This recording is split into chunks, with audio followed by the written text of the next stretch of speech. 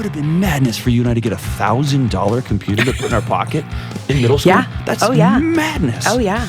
Yeah, so it's like, what is driving that pressure? Yeah, I don't know. I don't know when it's shifted. But yeah, $1,000 thing. Are you kidding me? We had a computer growing up, and it had 6 gigabytes, and everybody got one. Everyone got 1 gigabyte. What's going on? What's going on? This is John with the Dr. John Delony Show. I'm so grateful that you have joined us today. We talk about relationships, kids, parenting, marriage, dating, whatever you got going on in your life. We're here to sit with you and help you figure out what's the next right thing. If you want to be on this show, go to johndelony.com/ask, A-S-K, and you're going to write out what's going on in your life, fill it out, hit send, and it will go to Kelly, and she'll build the show, and hopefully she'll reach out to you. We get jillions of letters all the time, and we get phone calls too, so go ahead and reach out if you want to be on, and hopefully you can make it on the show. Today we got a special guest. Y'all have said, hey, we love interviews, and so we have planned some more interviews throughout the year, and we have an awesome guest today. I was on her podcast. Her name is Ginny Yurich, and she is the host of the 1,000 Hours podcast. And it's this movement to get people outside, get your kids outside. And so I was on her podcast. We had a delightful time, and I invited her to come be on our show. We talk about education. She's an avid homeschool fan, and I've been a public school guy forever. Now I'm moving my kids to a different school setting. We talk about it, and we disagree on some things, and I love it. She's amazing. And we talk about, Kelly, what else did we talk about on this episode? We talked for so long. I mean, it was awesome. Yeah, we talked about, that's her whole thing is getting your kids outside, how to do it without being overwhelmed. Yes, how to slowly get your kids outside, and to kind of start that process. We also talked about community. The hell that is being a woman in the modern world where you cannot win. You should be doing this or you should be doing that. You should be staying at home. Why aren't you married yet? Oh my gosh, are you serious? Your kids should be doing this. Well, why aren't they doing that? It's just chaos, and she talks pretty openly and candidly about it. She's been doing this for over 10 years, one of the largest podcasts on the planet, and I'm so grateful that she joined us. Buckle up. It's a fun conversation. Get your pens ready because she references tons of books and reading material, all ideas. And note the things where you disagree with me, note the things where you disagree with her, and find somebody you can talk to about those things in your regular life. It's a fun conversation. One of the greatest people on the planet, one of the kindest people on the planet, Ginny Yurich and me having a great conversation. Stay tuned. I have been guilty of just dumping the reason that we took play out of our kids' lives and we took going outside out of their lives. I just started blaming devices 10, 15 years ago. Yeah. I worked at a university and they were a beta campus for iPhones and iPads. And so we started handing them out to students saying it was going to change everything. And it did, just in the wrong way. But over the last maybe 2 years, I've begun to wonder if, yes, that's a caustic problem and I kind of blame them all the time. But I wondered if there was something beneath that. And it goes back to an article that a buddy of mine sent me. He's a rancher in West Texas. Mm-hmm. And it was from the UK. And it said one of the hottest selling markets for iPads was to 2-year-olds. Mm. And the interview with the parent said, every other kid has them. And here was the quote, I don't want my kid to be the only one. Wow. And that has haunted me, that idea of being the only one.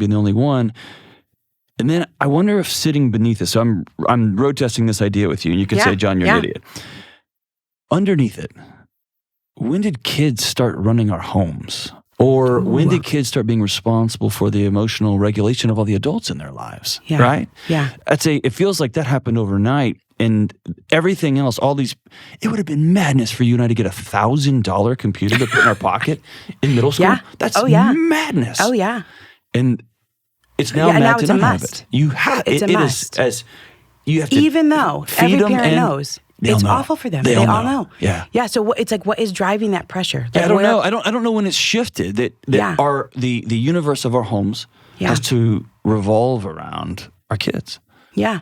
And that we have just shirked that responsibility. Yeah. And just said, oh well, they all have it. So we're going to do it too. I think it's tricky when it is tricky when your kid is the only one. And maybe we all have those deep down feelings, those like insecurities from our own childhoods, from our own experiences where we didn't want to be the only one. You don't want to stand out, right? We talk about like even just the way that people are formed, like in a tribe and you live and you don't want to, they say you don't want to be the one everyone's looking at. Like you don't want to be kicked out. So you don't want to stand out. Right. So you conform. And so it's like, it's almost like we've taken that on ourselves. Yeah. But it's really the kids thing. Yeah. But yeah, $1,000 thing. Are you kidding me? We had a computer growing up and it had 6 gigabytes and everybody got one. Everyone got 1 gigabyte. And you could not, it was like if you like, it's like you're in the car and you like go an inch over your brothers, and it was like if you take up any extra of your gigabyte, right. It's encroaching on someone else's. And so, that has really changed. And it's interesting because a lot of parents seem to not be drawing the line. Draw the line for your kids. They can't. It's not good for them. Yeah. I just read the most gut-wrenching book called American Girls by Nancy Jo Sales, and talking about like the amount of pornography, the amount of all of these things that's happening in schools with the classmates. I used to be a teacher. Mm-hmm. I did too, yeah. And before the iPhone was even here, the kids were being intimate and videotaping on flip phones and sending it to the students. The police were getting involved, and every parent was like, "It's not my kid." I was like, well, some of y'all's kid, is one of your kids, and does this really matters? Yeah. Can you imagine being in 7th grade and having that pressure and having those images and they're circling around your whole middle school? Right. It's a lot. Parents have to take a stand. How do they do that? You just don't have it. It's more than that. But see, I don't know if it is. It's that, and then here's what you have to do. This is what I think. When I was a kid, my neighbor across the street locked her kids out all summer long. I was like, that mom, wow, she's onto something. I was like, when I was younger, I was like, what's she doing? Like, what is she doing all day? And then I became a mom. I was like, that's the most brilliant mom I've ever met. And she had 4 kids, and all summer long, they were out in the neighborhood. I don't even know if they ate. I mean, they were just roaming. They're healthy kids. They're healthy adults now. And everyone wanted to go outside because everyone was out there. And so then I became a mom and no one's outside. There's a man named Mike Lanza who wrote a book called Playborhood, and he talks about how the most enticing thing outside is not your trampoline. It's not your amazing rainbow recreation play structure. It's other kids. Other kids. And they're not out there. And so as a mom, I've had to put in the work, which is I've got to call up at least one other family, or maybe 2, or maybe 5. And we have to plan it. We're all going to be outside at the same time, and the kids always want to go then. And I used to be annoyed, John. I was like, this is annoying. I wish I was that mom from the 90s. I could just shoo my kids out. But what would I have done? Clean baseboards? Right. Yeah. This has actually really enhanced my life too. Yeah. Like getting outside, I think as parents, we're inundated with technology just as much as our kids are. So when I'm putting in the effort to get our kids outside in community, everyone wants to go, and even the moms' lives are enhanced too. Our life just doesn't trickle away. And I think for me, the idea, I've got 2 kids, one's 14 and one's 8, the idea that I've got to call somebody and set this up every time. At this point, it's kind of like me wishing gas would be $1 a gallon again. It's just not. It's just not. That's not the world we're in. Yeah. And so if I want my kids to have a healthy life, it's up to me. It is. And I think you made a point that's super not cool or popular to talk about. We talk about how these phones are destroying our kids, how these screens are messing with our kids. Yeah. They're messing with us too. And we're not impervious to this, right? Yeah. And so it's cool to tell kids don't smoke. It's not good for us either, right? And at some point, we all have to just say, all right, enough's enough. Yeah. But I wonder if it's just fear. Like I had to explain to my mom while I was inside back in the old days. Like, why are you here? Yeah. That was the odd thing instead of where are you going when you get I think there's confusion too. I think that no one really knew what happened. It was like we were outside and then all of a sudden no one's outside.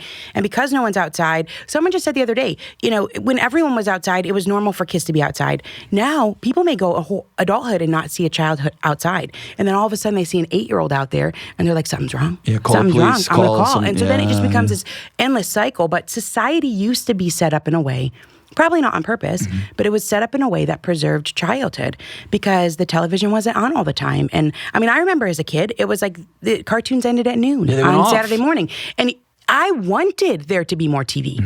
I desperately, and Sundays is only WWF. I don't want to watch that. But I wanted to watch it. Right. Because I think Something. there's, like even Michael Easter talks about, like we have this bent toward laziness, right? Like we just want to be comfortable and lazy and we just want to sit there and if it's not available, it's not available. Well, now it's available.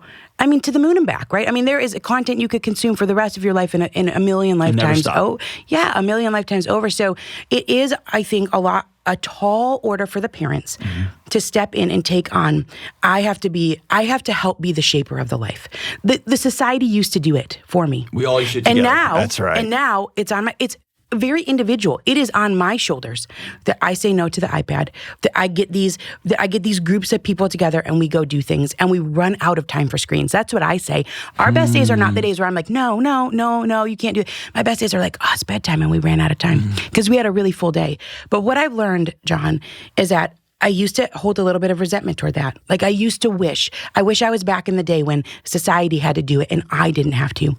But what I realized is that my life is really full because of it. Yeah. And my life has completely changed because I've had to be the one that takes that on. And there's this incredible quote in a book by Kim John Payne where he says, when you rescue your kid's childhood, he says, day by day, remarkably, inevitably, you rescue yourself back. Yeah, you get your life back. It's powerful. Yeah. I had completely lost that. I had a book signing in Dallas, and two of the neighborhood moms that I got in trouble with when I was a kid, and they had license to get me in trouble because that's the way it worked, right? Yeah, Everyone's moms could get every kid in trouble. They showed up to the book signing because we're all still a gang, right? Yeah. I mean, everybody's still together, and that's gone now. It's gone. Well, because you formed relationships through You had to. experience. Yeah. So I think a lot of this just has to do with confusion. It just doesn't exist anymore. And our moms and our grandmas didn't have to parent this way. They didn't have to be We don't involved. have a picture. We don't have a model for what it looks like. So we're making it up as we go. So Okay. what happened, and that is really my story. My story was when we had our first son, I had no idea what to do with him. I didn't know how to fill the days. And that can be a really long day. It was a mom at home. You know, if you've got a spouse that works out of the home, and that's how ours was, it's 10 hours. I'm like, what am I supposed to do with this baby for 10 hours? And I really had no idea. And so we enrolled in all these programs, John, and it was expensive. I want to throw that out. I had like a little pile of money set over for my working days. I was like, well, I can sign up for the Mom and Me, whatever, music, this. And I mean, that money ran out real fast. And I was drowning because I didn't know how to fill the time. And there wasn't really an example of that because things are shifting toward the screens and toward inside. And so I really was running ragged. I actually did not like being a mom. For many years. I felt like every day I was failing. And I had come from a life, I think that before that, often you end up doing what you're already good at. Right? You're like, I'm naturally good at this. I'm going to do this. I'm going to do that. And then all of a sudden I was in this life where I was failing every day. This baby is crying. This baby isn't happy. I don't know what to do. It's up the baby's up in the night. And I just felt I was really in a dark spot. And we had a couple kids in a row. And then I had one day that changed my life. A girlfriend of mine, I was doing MOPS. I mean, I'm doing all these different programs, right? And I'm like signing up, trying to make the day go by. And I show up at this MOPS, and a friend of mine, she says, Charlotte Mates, she's like, it's just one sentence. Sometimes one sentence can change your life. Ken Coleman's got that book, One Question. I love that book because, sometimes you can be in the worst spot and it could change today. Maybe it's going to change today. And that's how it was for me. She comes to this MOPS. We happen to be at a table, right? This is God's providence. This is what happened in my life. One thing. And she said, Charlotte Mason says kids should be outside for 4 to 6 hours a day whenever the weather is tolerable. I never heard of Charlotte Mason. Have you? Yeah, she's 18. Yeah, well, she's old school, I never heard of her. Yeah. I didn't know she was from the 1800s. Yeah. And my friend didn't tell me she was from the 1800s, right? Or I would have been like, whatever, I'm not paying any attention. But I thought, this is an absurd idea. Who spends 4 to 6 hours doing one thing, right? And so she asked me if I would try it, and I desperately wanted friends, a young mom. And I know a lot of people come up to me that are grandparents, and you've got grandparents that listen to your shows, and they're confused. They're like, how do I help my daughter? How do I help my daughter-in-law? How do I help them with the grandkids? And they seem really lost. And so she says it's 4 to 6 hours. Will you do it with me? And I was like, oh, this is a bad idea. What are they going to do? I'm like, they're like crying at the library program. That's 45 minutes. And I feel like, I'm losing my mind a little bit, But I agreed to do it. And I tell people it was the best day of my life because it was the first good day I had as a mom. I had not had a good day. Just sunshine, grass, and they just played. And I didn't know that they would do that, John. Yeah. They just played. And what I have learned over the past decade plus is that when we let our kids play outside, and this is not like you have to set up a scavenger hunt. This is like the mom kind of that shut the door. But now we go, right? We go because we're trying to collect community and we're there. A lot of times we go. And so I'm there and I get to have a full conversation with a friend, sitting under the sun, and the kids played. But when they play outside, It helps them develop their cognition. Yes. I mean, we're talking about their Yeah. eyes and all these, their bone structure. Right. Every time they jump and land, it's building their bone structure. Katie Bowman, she's this biomechanist. She says osteoporosis is a childhood disease that shows up in adulthood. So we're talking about their bone structure. We're talking about their social skills. How do you learn how to interact and compromise and negotiate and be creative when you're inside doing worksheets and doing Just sitting seat there work? staring at each other, or staring. Even the video games. Like the video games used to be a communal thing. You go over your buddy's house, right? And everybody's sitting around there playing their Nintendo. And you're talking and you're having food. Now it's all through the screen. You don't see any social. I mean, there's nothing emotionally. There's so much respite out there. And for whoever families are listening, I know my podcast is probably similar to yours. People have different faith backgrounds, but there is spiritual growth out there as well. Yeah. And you can find principles of living. Yeah. And it does so much for kids, and we don't have to orchestrate it all. Yeah. It's like the pressure's off a little bit. This show is sponsored by BetterHelp. One of the most common questions, I get it all the time, is how do you get something heavy off your chest? Not weightlifting, but something deep inside, something you're struggling with, a secret you've never told anyone. Or maybe it's something that happened to you. Or maybe it's something you've done and you're ashamed about it. You're exhausted from carrying it around. And you know that if you bring this to light, it's going to cause some disruption in your life. All of us, every single one of us, have things both big and small that we need to get off our chest from time to time. And I say this all the time, secrets will kill you. But it's often so hard to know where to start. That's why sometimes therapy is the best place to go. Therapy is a safe, effective place to help you get things off your chest and to learn how to say scary and hard things out loud, and then to figure out how to work through whatever's weighing you down. I've personally been blessed to have a great therapist who I can talk to and helps me with practical tools for how to get heavy things off my chest. If you're thinking of starting therapy, give BetterHelp a try. It's entirely online, it's convenient, super flexible, and it's designed for your schedule. You just fill out a brief questionnaire to get matched with a licensed therapist, and you can switch therapists at any time for no extra money. Listen, it's time to get things off your chest with BetterHelp. Visit BetterHelp.com/Delony today to get 10% off your first month. That's BetterHelp, HELP.com/Delony. I feel like we've created an ecosystem that no mom can win. If you're working, you show, you're not staying home with your kids? Yeah. And if you're home with your kids, it's like, wow, like 80 years of hard work, you're just going to throw it away and not go get a job, right? And if you're at home, you're surrounded by your home should look like this and run like this and function like this. And then if you're at work, it's madness. What do you say to the mom that's sitting at home trying to figure this out? I'm a firm believer, and again, I get myself in trouble here. I don't think moms were designed to do motherhood alone. Right. And they're designed to be surrounded by people, the same as men are designed to be around people. And a lot of the after effects of that people struggle with is sitting at home with a screaming kid. Alone, all by yourself, no one to call, right? Or you call your mom and she just kind of rolls her eyes at you, and you call your buddies and it's just this alone, right? Yeah. What do you tell a mom who's trying to figure out which way is left and which way is up or down, feeling like I cannot win? Oh, it's so hard. Yeah. It's so hard. There's this phenomenal book called Hunt, Gather, Parent by Michaeline Duclef.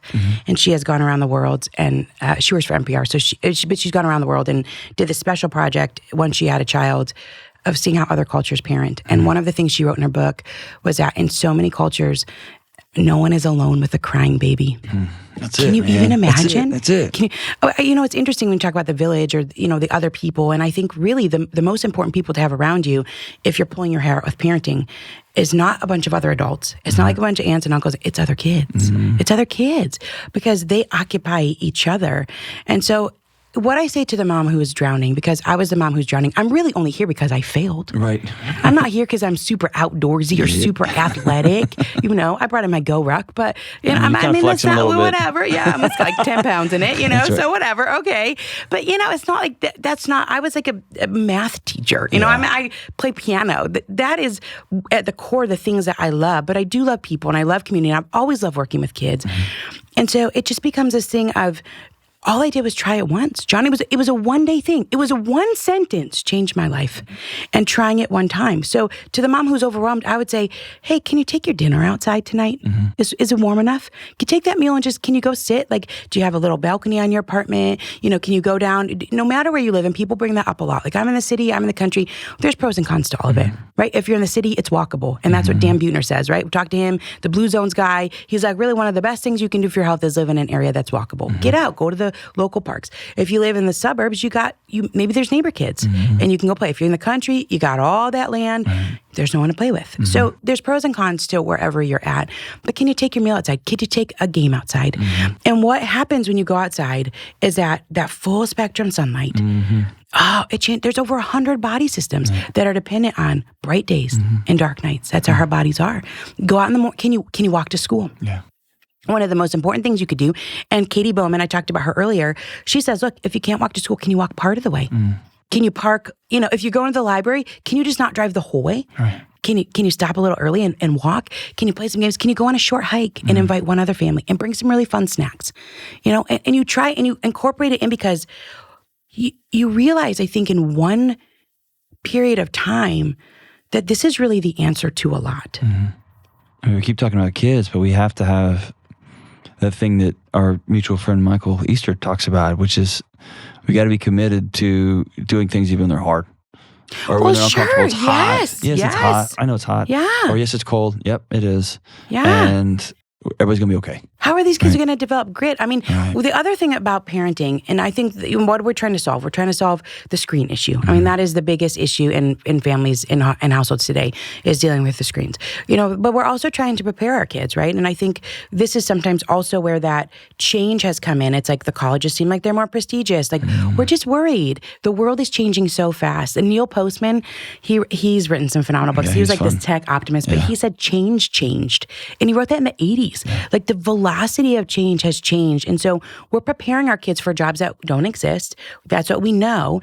And so Our job that we do did not exist when I was in college. What is this? It didn't exist. No. It didn't exist. This building degree. didn't exist. Yeah, Right. exactly. Oh, here I sit with Dr. John. Well, and on a like podcast. and your questions for humans. I mean, what? But none of this existed. There's no podcast. There's no YouTube. It wasn't a thing, right? Yeah. And how do you prepare your kids for that? They have to be flexible, and they have to have grit. They have to know how to take risks. And there is a woman, Dr. Jean Twenge, and I love her name, but she's a leading generational change expert. And she was talking about kids are coming to college and they can't even make simple decisions without texting their parents. Right. So when kids go outside and when they have space, even if it's inside, they got space where there's time.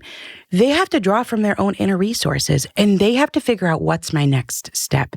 And when we constantly are putting kids in an environment that is adult directed, that's harder. Yeah. Number one. I substitute taught one time for kindergarten. It was like every 4 minutes, it was like a new activity. Yeah. It was all adult directed. How do you do that for 13 years, plus extracurriculars, plus homework, all these things that we're loading into childhood, and then say, go off into this world that's rapidly changing? It's a reminder that every time I step in to save my child from something other than death, I'm looking them in the eye and saying, I don't trust you and you're not enough yet. Ooh, right? That's good. Well, we have to be able to pass off the baton. I got to be able to hand it to you. This is a two-person thing, right? Like, we have to learn how to trust. And I think it's meant to be little by little, over time, I'm passing off the baton to you. Otherwise, if they've never done it, we both hit adulthood. That's right. And we're both freaked out. When you go to college, I can't breathe. So then I have to call you all the time. I pass that on to you, and you're carrying that, and your studies. And Okay, so there's this really cool guy, Christopher Chin. He is an adventure photographer. Okay. He's got a master class. And it's phenomenally interesting. So he's like out with his camera, skiing down, these huge, and he's taking photos, right? So this is his whole job. And he's just got this huge following and really cool things. And in his master class, he gave a calculation for risk, which I thought was super interesting, as I like math. So I'm like, oh, this is good. It's a calculation. He said risk is a combination of how dangerous is it with how likely is it to happen. I was like, that's kind of life-changing. So I was thinking about it in terms of, okay, would I let a small child play near a body of water unattended? No, because how dangerous is that? Incredibly. How likely is it that something's going to happen? 100%. Right. Okay. But I'm like, could I let a 3-year-old crawl up onto a fallen tree? How dangerous is it? Not very. How likely is something going to happen? Sure, they're going to fall off. Right. I mean, that's what they do. They're going to have a bruise. They're going to have a scrape. They're going to cry. You're going to have to console them. But it's in those moments where they're starting to learn how to trust their body. It's riskier in the long run to not know how to take risks. And so I think that calculation helped me because I'm going to step in if it's catastrophic. You're up on the roof and you're 4. Okay, maybe not, right? But in smaller situations, I think that we can step back and trust them and know that we're growing in that process too. That's a scary proposition. That's hard. Yeah. So going back to moms, Yeah. you're in your house listening to this. You have 2 or 3 under 3, right? Yeah, that's what we had. Oh, that's what y'all had. Yeah. People call the show and I'm just astounded. Yeah.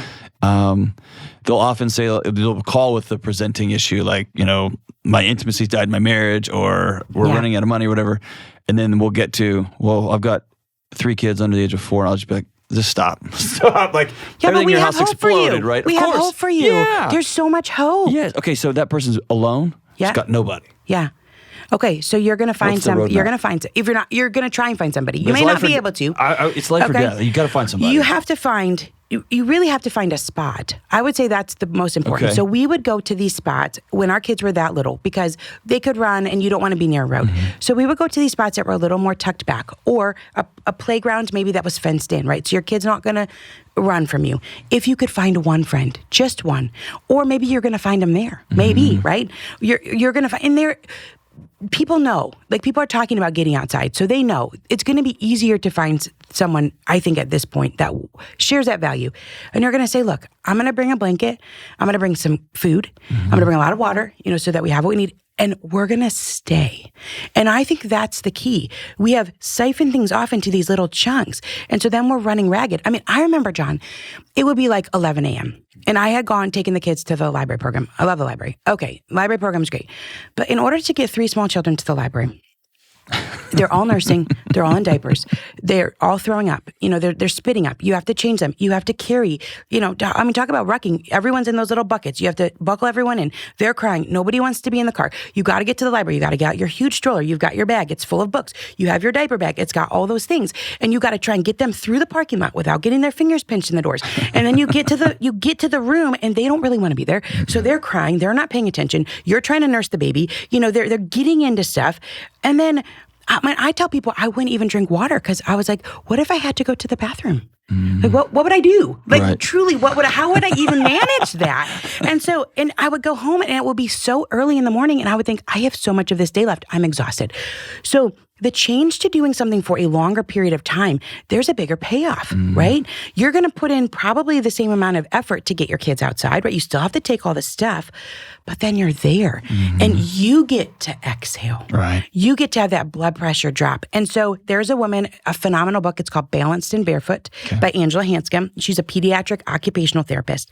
So she's been on the front line of seeing, like, kids are really struggling in a lot of ways. We talk about mental health, sure, but they're struggling in a lot of ways with different tactile things and a lot of the things that she says is the outdoors will help with a lot of that. But she talks about, the kids and being outside. And I just think that we have to expand the time because she says it can take kids up to 45 minutes to develop a play scheme.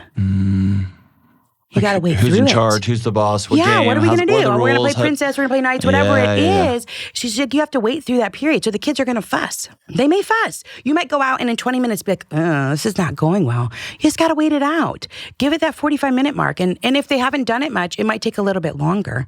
Dr. Nicholas Cardaris, he wrote Glow Kids and Digital Madness, phenomenal books, just phenomenal. He says he's got kids that come in his office now that are 3 years old, don't know how to play with blocks. They don't know how to stack them up and knock them down. So if you've not been playing a lot, it might take your kids a little bit longer. So they're going to come up and they're going to say, this is boring, Mom. I don't want to be here.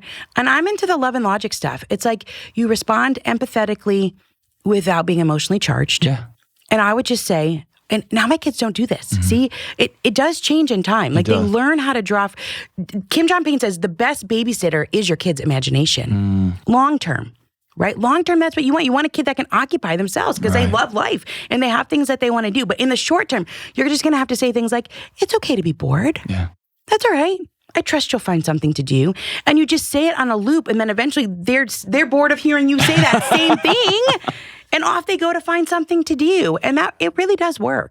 It's transformed my home. Yeah, in a pretty profound way. I read this really cool thing in a book called Opt-Out Family, which isn't out yet, but might be out by the time this is out, by Erin Lochner. And she wrote a book also called Chasing Slow, which is, such a good preface. Like, we have to chase this. Yeah. It's the reason that we have a goal. We have a goal to get outside because it's hard. Right. It's hard to set that time aside. It's hard not to fill with other things. But she talked about in this book, this idea of watermelon versus candy.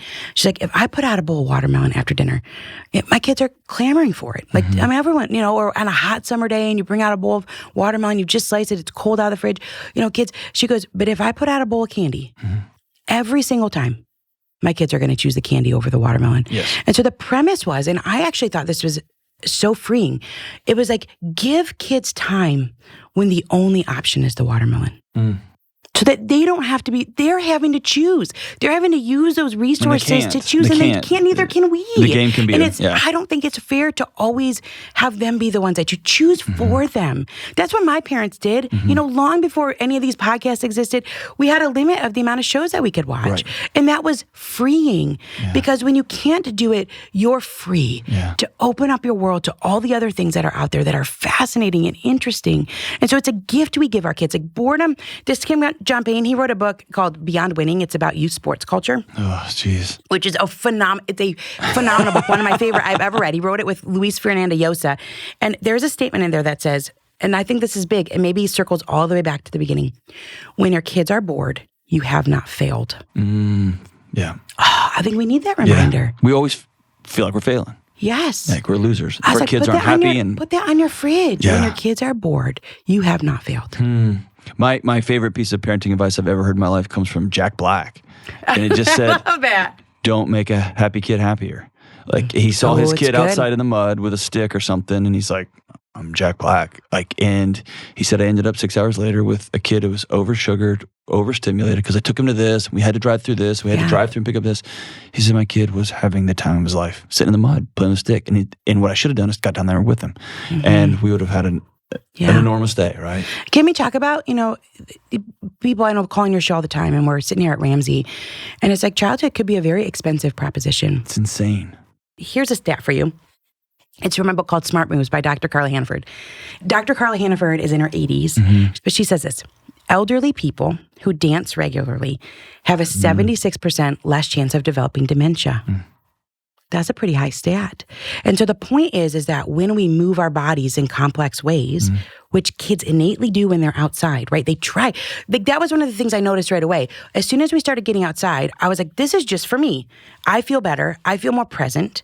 I feel less ragged. And I think that if I'm a better mother, our house will run better. Sure. But I noticed immediately, John, like our kids were thriving. They're eating better. They're sleeping better. They're getting along better. They're playing better inside. We haven't had to go for a doctor's appointment for any acute, and we've been doing, I've got a lot of kids, and we've been doing this for a decade.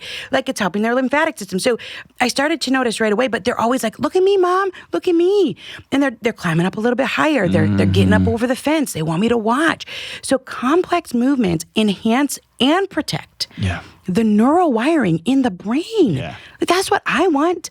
I want my kid for the world that's coming to have a quick and adaptable brain. And you do it with other people. Yes. And then they're learning social skills, and they're right. scaffolding up and scaffolding down. Like, if you have a child that has developmental delays and you're able to go outside in a group of mixed age, Dr. Peter Gray says mixed age is where it's at. Like, this is where if you go outside, then your child, maybe they're super athletic and so they can go off with the older kids, or maybe your child is a little bit developmentally delayed and there's friends there. And kids, you know how kids grow at all different rates. You don't know that this kid is 7 and that you don't know that just by looking at them. So they find playmates. And I think that's a beautiful thing too. If you have a group of friends and you've got toddlers through teens, that's a good situation to be in. I keep thinking of, as you're talking, but what about? Yeah. And the thing that popped up was, okay, what about the mean kid? There's always a mean kid. And I remember a buddy of mine who's a therapist, who's just a brilliant therapist. He said this 20 years ago. He said, the way we're handling bullying is gonna bite us hard. And I said, what do you mean? And he said, we're trying to do away with bullies, which is good. but we've stopped teaching kids how to deal with and respond when they're bullied, and we're robbing them. And I was like, okay, whatever, dude. And that has come home to roost. As you have a group of kids that you get shut down. I worked with college kids for 20 years. They can't handle a C. They don't have the cognitive wiring for a C. They implode, right? They turn to ash. They don't have the cognitive wiring for a bad breakup. They don't have the cognitive wiring for mom's not there to answer that question. I don't know where to get my tire fixed. I don't know what to... Ooh, when they end up in the dean of students, right? I mean, that's it's not and their this fault. is a change. It did not used to be this way. Overnight. Yeah. They're losing the resolve. There's a phenomenal book, John, about bullying. It's called Emotionally Resilient Teens and Tweens by that Kim John Payne. And I read it in preparation for a talk. And at that stage in life, we didn't need the information. And then all of a sudden we did. Sometimes it happens like that. I was actually really surprised by the premise of the book. He goes through every different type of bullying in story form and has someone who's been through it kind of talk about how they made it through. Because he says, some kids get bullied and some kids don't. Like, what's really going on? But the premise of the book, he said, was to strengthen the family base camp. To be a safe harbor that your kid can come home to. And then you teach them to stand in their own power. Sure. That's the premise of the book. And sometimes... but a kid can only stand in their own power if they're anchored to something bigger than themselves. That's it. But you know what I thought, John? I thought... this is a little bit too simplistic. And I think kind of a lot of these things that we talk about, we discount maybe because they sound too simple. Like, well, I can just go sit at a park and my kid is going to grow. My kid is going to grow into the person they need to be. And I'm sitting at a park and I'm maybe sitting over the side reading your book. You know, that gives you a time to read your books. And if your kids are old enough and you're away from the road and it's safe, you've got a little bit of time to invest in yourself. Or you could do a little workout over on the side, whatever it is. You all of a sudden have bought yourself time and it feels almost lazy. It almost feels too simple. It feels irresponsible.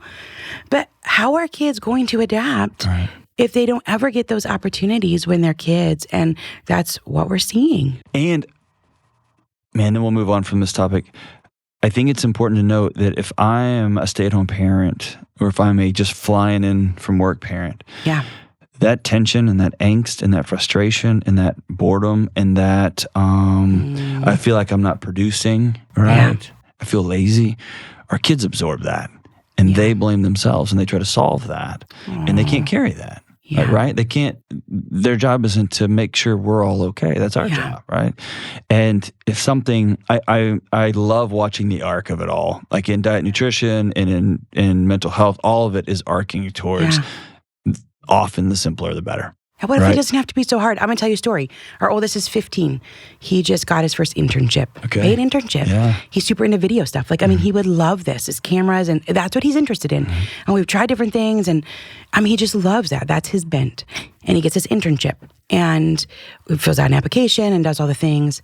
Do you know they didn't ask him what age he learned how to read? No. It wasn't on there.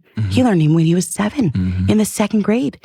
I mean, he played his whole childhood. He just played 2nd grade. I mean, that's like remarkably late in today's, and it didn't matter long term. So I think a lot of these things that we feel like matter so much, maybe they don't. Yeah. And maybe there's another really good book by Linda Flanagan called Take Back the Game, where she's also talking about youth sports culture. And here's what she says. She says, how are we presenting adulthood? Right. Are we presenting adulthood that all we do is sit on the sidelines? Every single game we come and and yell just and scream? Yeah, that's all we do. That's all adulthood is. She's like, no, cultivate your life. Like, have relationships. Miss some stuff. Go to the championship, but miss some stuff because you're out there living a life. You're not sitting. She's like on the sidelines in the fetid expanse. I mean, it's a funny book. I mean, she talks about all this stuff, and it's like, I think that there's validity in that, and also there's people that wrote in that said, in retrospect. We lost all of those Saturdays. I don't remember specifically any of those soccer games. But in our family, I remember the hikes we've been on. You remember because it's all sensory. All those sensory things contribute to development and memories. So when you do the same thing over and over again, Mike Rucker talks about this in a book called The Fun Habit. When you do the same thing over and over again, your brain encodes it as one memory. So if every single Saturday, it's the same thing. You go to the same field, you play the same soccer, it's mostly the same. Your brain, your whole childhood, that's kind of one memory. It's one thing. Baseball. Yeah. But if you do a bunch of different things and you go a bunch of different places and you go to a couple different parks, you go to the zoo, those make your life feel more full because they're new memories. Yeah. Man. It is one of my most sincere honors to be partnering with an amazing supplement company. I'm talking about Thorne. Thorne is a world-class, personalized and science-backed supplement and health testing company used by elite athletes, thinkers, doers, and world changers all over the globe.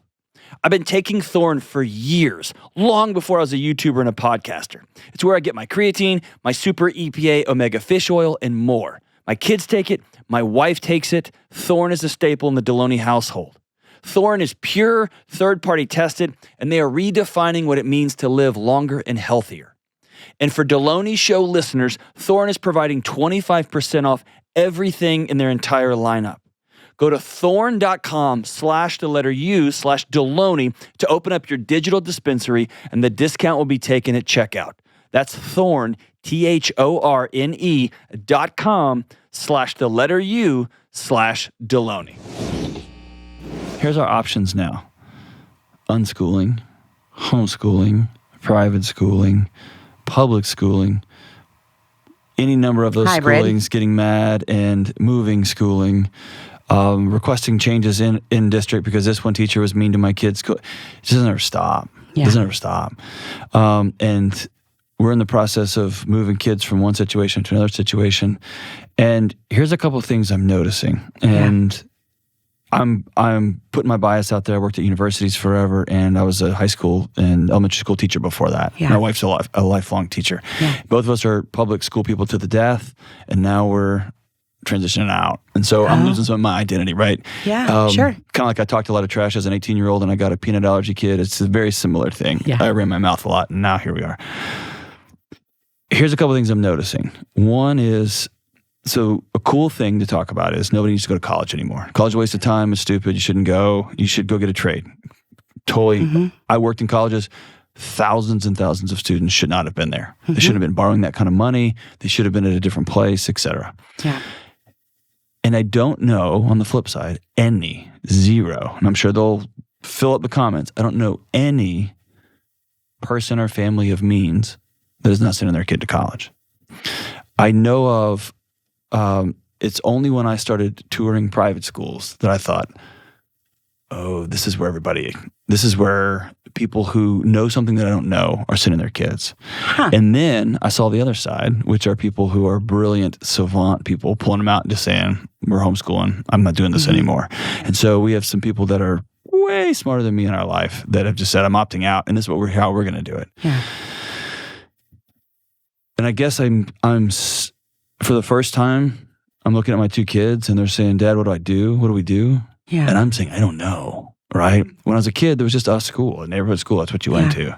And now there's so many options and so many ways to, in some situations, leverage your soul. You can borrow your soul to send your kids to X, Y, and Z place.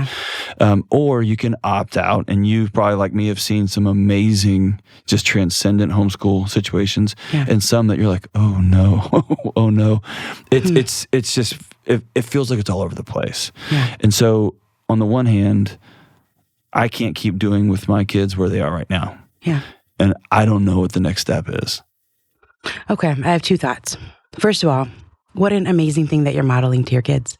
Right. And I want to throw that out there because whether you homeschool or you hybrid school or you public school, when you make a change, I think that is one of the most powerful things that you can ever do in a family because our lives are not static. And here you sit in a situation that you never could have imagined. And I think so often kids are siphoned off from real life. Yes. And they don't have the opportunity to say, what does an adult do when they're stuck? Someday your kids are going to get older and they're going to be like, there was a time when my dad didn't know what to do. And so it's normal. It's very normal that I don't know what to do. I think we embrace those things. I think those are really good things. I think that no decision that you make is final. Our lives are very fluid and people, they come in and out of all sorts of situations. So the only way to know is to try. So I do think that there's something to be said about trying something and saying that didn't really fit. And also what an amazing thing of modeling. My favorite quote, and I have read a lot of books. I really like to read, and I've gotten a chance to talk to so many authors, but this guy's dead, so I haven't gotten a chance to talk to him. His name is John Holt, and he wrote a book called Learning All the Time.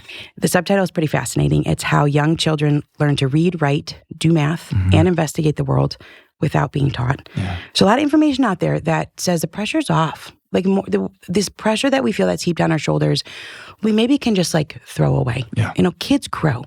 And the quote he says is, when children are living fully and energetically and happily, they are learning a lot, even if we don't always know what it is. And I think that's the trade-off, right? It's like, as a parent, I would love to be able to check every box. I would love to read a book with my kids and be like, you know what? They learned these 400 vocabulary words. But this concept of living energetically and happily and fully, they're learning, they're growing. And so we aim to live a full life today. Can I live? And that's going to look different in every situation. You got a single parent, right? Like, do what you can with the time you have. Everyone who's listening has a different situation. What time do you have? And in that time, can you live fully and energetically and happily with your family? And I believe that sets you up for tomorrow. I'm going to give today all I've got. Yeah. And I'm going to give today all I've got in a way that prioritizes what I value, right? So it's like, it's faith, it's my kids, it's my family, it's my husband, it's my friendships, it's my community, and then comes the work. And it's worked. That means we have to collectively say no about some things. Yeah, I think the things that everyone says you have to have in order for your kids to be successful, do they really? John Taylor Gatto wrote a book. He says that it only takes kids about 50 to 100 contact hours to learn functional literacy. So to learn to the point where they could learn anything, to play their Gibson guitar, to get in their rock band, to become a chemist, to whatever it is that they love. I mean, our kids come into the world with things that they love, by the time they're 7 or 8. And I just talked to this guy, Chef Nathan Lippy. He grew up eating fish sticks, but he was interested in cooking. And so he spent a lot of time like watching early Martha Stewart. He went through all these names. I hadn't even heard of them all. And he said, when I was 8 years old, he said, my mom was gone and I just had time in the kitchen. And he's like, I wanted to make homemade pasta. And he's like, I'm just going to do it. He said, I'd seen it, and he gets out the flour and the egg and he makes the well, he told me, and he does it. And he had leftover queso in the fridge from something else. And he makes raviolis. And he's 8. I mean, he's in the 3rd grade, right? And he makes the ravioli and he rolls out the dough and he does the fork around the sides and he boils them. He's home by himself, or maybe there's another adult, but his mom wasn't there. He boils the water. He parboils. I mean, that's what he says. He's 8. He knows how to parboil. He puts them in the garlic and the butter. And anyways, he says, mom walked home and it was a disaster. The kitchen is a disaster, right? He's 8 years old. He's making homemade pasta. And she was kind of like, whoa. And then he said, she sat down to eat it. And he said, the way that she looked at me changed my life. My mom's look, because she was like, this is incredible. I've never had pasta so good. How did you do this? And he said, I want that feeling for the rest of my life. And he was 8. And I think so often, John Taylor Gatto says 50 hours. Well, we put a lot of childhood toward academics, like 15,000 hours. And we're raising whole kids. Towards a test score. It's not even academic. And if you're raising toward a test score, that test score doesn't even matter. No. If you're teaching for a test, there's Alfie Cohen's written a ton about that. It's not about the test. It's unethical, I think. I think we're destroying human beings. Yeah, so I think that we have to, it's a philosophical, it really is a philosophical, what is education? Yeah. And I would argue that Chef Nathan Lippy got a good one. And it came from himself. It didn't come from his mom who was making fish sticks. It came from inside of him and living in a place that allowed him to make a mess of the kitchen, that gave him the time and whatever. I asked him, I was like, what did your mom do? Like, and he was like, I mean, really, she really didn't do anything. She just allowed for it. And there was a time and space for it. So my advice is, look at your life. Are there things you could cut that are not life-giving to you and your family? And whatever the time that you have, maybe you have 50 minutes a day, maybe you have hours, maybe you're a stay-at-home mom and you've got toddlers. You've got all the time in the world. And when you're in that toddler stage as a mom, you're so ready. Like, you're so ready for them to be potty trained. You're so ready to be out of that stage. But we know when you leave that stage, your life gets so busy, you're not necessarily the driver in that seat anymore. You've got your kids and their interests and you're kind of go, go, go. This is actually really a beautiful, special time when you got your kids at home. The unending, this open time is a gift. Yeah. And if you can take that and figure out in that time, where does our family thrive? How do we live fully and energetically? Because this is what I would say. What's one of the biggest changes that's happened in the past 20, 30 years? There are hardly any kids that are living happily and energetically and fully. Yeah. If it really truly only took 50 to 100 hours, and obviously every child is different. If you've got a child with dyslexia, Sure. we're not going across the board, but I want to tell you this. We've got 5 kids. So when you have 5 kids, you can experiment a little bit, So like for the first ones, I was super nervous and we do home education. But like I said, everyone has their own amount of time that they have that they can play around with. And this book says a kid can learn to read, write, and do math on their own. And I was like, okay, all right, I can see my kid investigate the world. I can see my kids learn how to count, right? I was like, could a kid really learn how to read without being taught? My other kids, I use this book. It's called Teach Your Child How to Read in 100 Easy Lessons. So it wasn't that hard. It cost me $20. It worked for all my kids. Like, this was a good investment. And they all were reading. They went from being illiterate to reading chapter books in a couple months.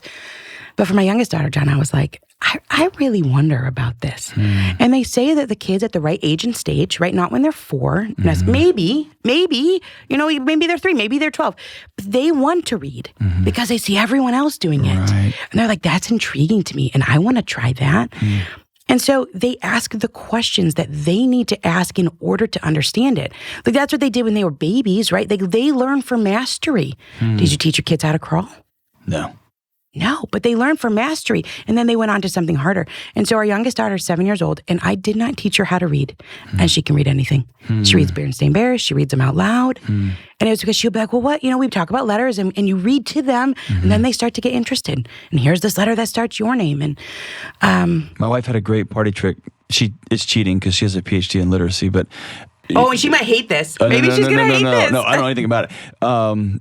We agreed long ago in grad school to not discuss what each other's research was, but she had a great party trick where she taught our son and our daughter, but I remember it specifically with our son. She got those little magnet letters on the bathtub. Yeah. And she taught him the letters like they were animal sounds. And so like any 18-month-old could, like, what's a lion say? Arr, like, or what's a cow say? And then Moo. she puts up the But she would put up, what's a bee say? And he'd go, buh. And he was 18 months, couldn't speak yet. He wasn't fully speaking, and he was sitting in the back seat, and someone had given him a blanket, and it had his name embroidered on it. And we're driving, and he goes, "Ankh." Oh, and he's like, reading. We have Good Will Hunting. We have Good Will Hunting. And she's like, no, he's not. He's not. But seriously, it was the first seed of literacy, right? I think that's the point, right? That it might not be quite as hard as we make it out to be. And there are kids that struggle with reading, and they have there's all sorts of different situations there. What works for one is not going to work for the other. But the point is that kids are naturally designed to grow and want to grow, and sometimes we turn that off. I also think kids, that growth is often... I remember, and I've told this story often, but I was doing a practicum with a psychologist, and we were working with a really troubled kid. And as we left that room to go into another room, I said, like, what are you supposed to say to a kid to help him respect women? That kid's 6, and he was saying some wild things. And he looked at me and goes, you can tell a kid whatever you want, but they're just going to watch you. And I was like, oh, that hurts, man. So if a kid grows up in a house and mom and dad are always reading, my son was typing the other morning before school, and I was like, get off that screen. What are you doing? You know how I feel about that. What are you doing? And he's like, I'm working on my novel, Dad. And I was like, oh, because 2 of your parents are writers, right? I mean, like, it's what he sees. It's what he knows. It's all he knows. Yes. And he's like, oh, I guess that's what humans do every morning, right? And it's like, no, actually. What a thing, though. I mean, amazing, they right? have, and that's what's interesting, too. It's like, I feel like we have siphoned off family, where it's like, okay, there is a genetic component there. Sure. Like, and maybe, like, Chef Nathan Lippy, his mom's making fish sticks, and that kind of came on the inside. But, like, in other situations, sometimes that is, your kid already maybe has that bent, or they've seen you do it. And so what a blessing for that kid to be able to follow in the footsteps of someone else. I think that my biggest message is one of hope, that we can do less and gain more. Yeah, that's it. And I think the things, when I was talking about we have to give stuff up, we often think of, you may not be able to afford the new Suburban. If you want to do some of these things, drive an old minivan, drive an old Camry, you're going to be fine. The kids will be fine. But I think that I love that Chef Lippy, because that picture in my head is that mom gave up this perfect picture of a clean kitchen. Yeah. For the sake of her kid. Right? She also gave up like a little bit of, like, other parents would be like, you're a bad mom. Yeah. You let your child boil water and you weren't there. That's right. Yeah. She gave up that too. So and he was capable. She gave up a lot, right? Yeah. Give up a lot. Yeah. You give up control. And I think that is the trade-off. It's like, we can't know. That's why I love that quote so much. They're growing even if we don't always know what it is. And I think that's the point of it, is that if we can learn to let go of that sort of perfectionism, the worry. I mean, this is what your whole thing is about, right? Yeah. Building it's like, well, what's my kid going to do? I'm like, my mother could have never been like, when I was 7 years old and worried about sports and extracurriculars, never been like, someday my daughter's going to be sitting across from Dr. John Delony. I mean, my mother could have never predicted that, right? I don't think my parents could have predicted I graduated high school. So, you know right. what I mean? Yeah. Sure, well, sure. And so we don't know what path they're going to take, but if they can come at today in a way that really gives today what it's worth, without having to worry about tomorrow. Tomorrow does take care of itself.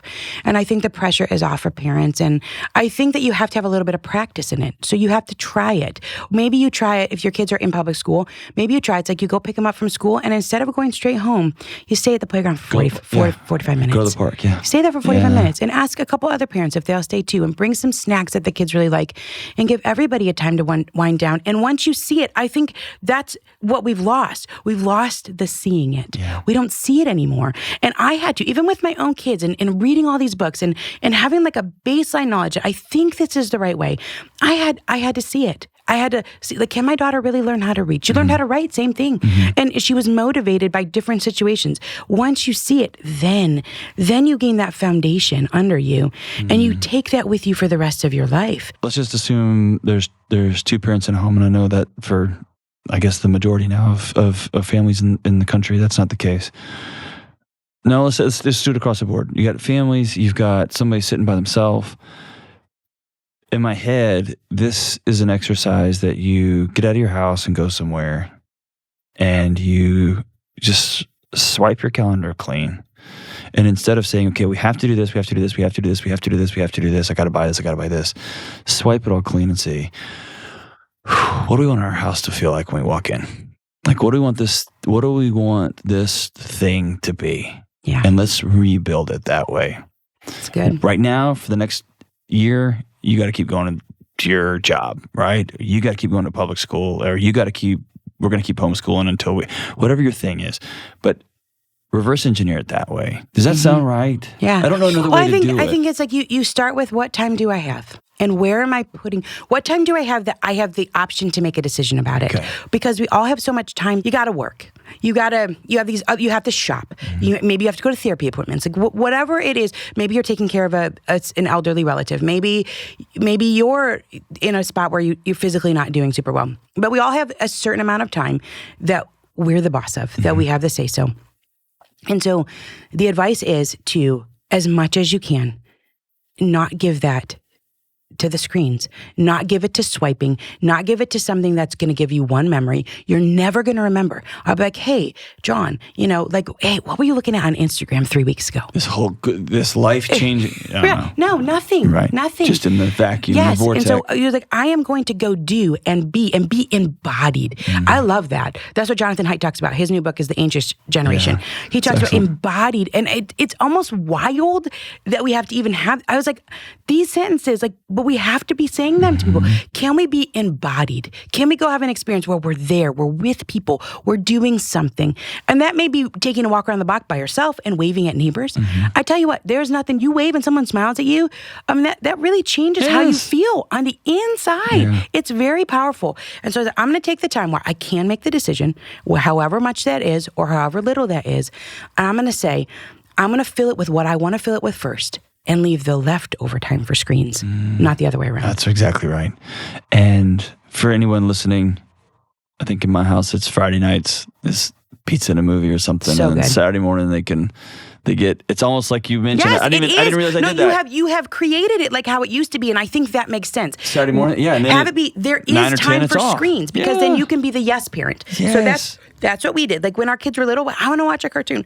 Sure, on Saturday morning. That's it. Just turn it back to the 90s, where society protected childhood by the way that it was structured.